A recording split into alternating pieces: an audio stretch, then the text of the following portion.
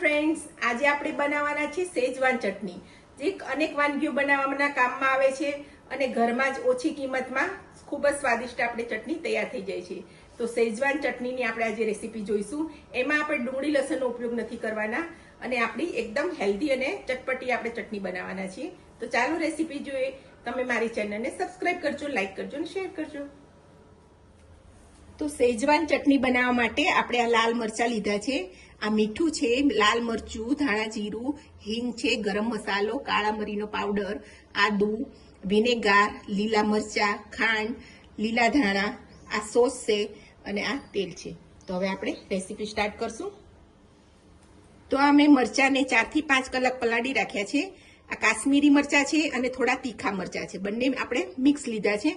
એના આ ડીટીયા આપણે તોડીને કાઢી નાખશું અને આ મરચાં આપણે મિક્સર જારમાં લઈ લેશું અને એને સ્મૂથ પેસ્ટ બનાવી લેવાની છે. તો મરચાં તમારી પાસે થોડા તીખા હોય તો તીખા લેવાના, કાશ્મીરી પણ મિક્સ લેવાના, જેથી એનો કલર સારો આવે. તો આપણે મિક્સરમાં આપણા લાલ મરચાં એકદમ ક્રશ થઈ ગયા છે, એને આપણે કાઢી લેશું.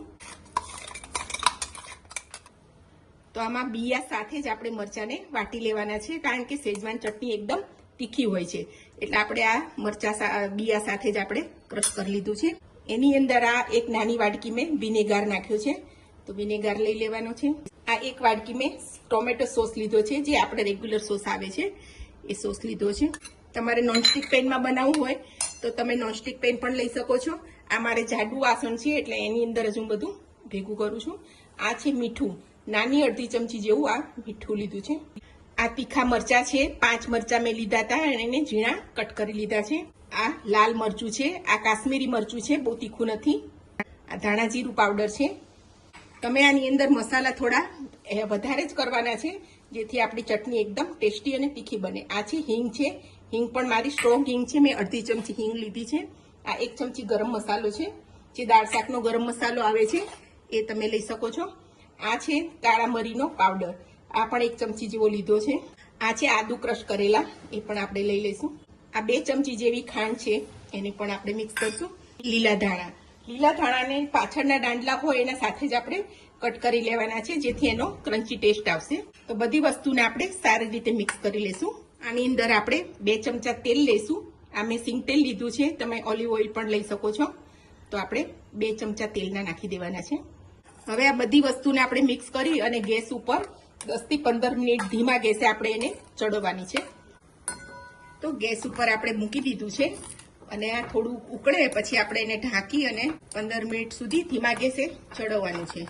તો ચટણી આપણી હવે ઉકળવા લાગી છે, આને હલાવતા રહીશું અને ધીમા ગેસે આપણે એને 15 મિનિટ કૂક થવા દેવાની છે. તો 10 મિનિટ થઈ ગઈ છે અને આપણી ચટણી ફ્રાય થઈ ગઈ છે. હજી મને તેલ ઓછું લાગે છે, તો હું હજી આ 1 ચમચો ભરીને આપણે તેલ એડ કરશું. તમને તેલ વધારે આમાં નાખવું હોય તો તેલનું પ્રમાણ થોડું વધારે કરી શકો, કે જેથી આ ઢીલી થાય અને સ્પ્રેડ કરતા આપણને સારી ફાવે. હજી 5 મિનિટ એને આપણે કૂક થવા દઈશું, ત્યાર પછી આપણે એને ઠંડી પાડી દઈશું. તો 15 મિનિટ થઈ ગઈ છે ને આપણી ચટણી એકદમ કૂક થઈ ગઈ છે, ચારે બાજુથી તેલ છૂટું પડી ગયું છે. તો હવે આપણે એને સર્વિંગ બાઉલમાં લઈ લઈશું.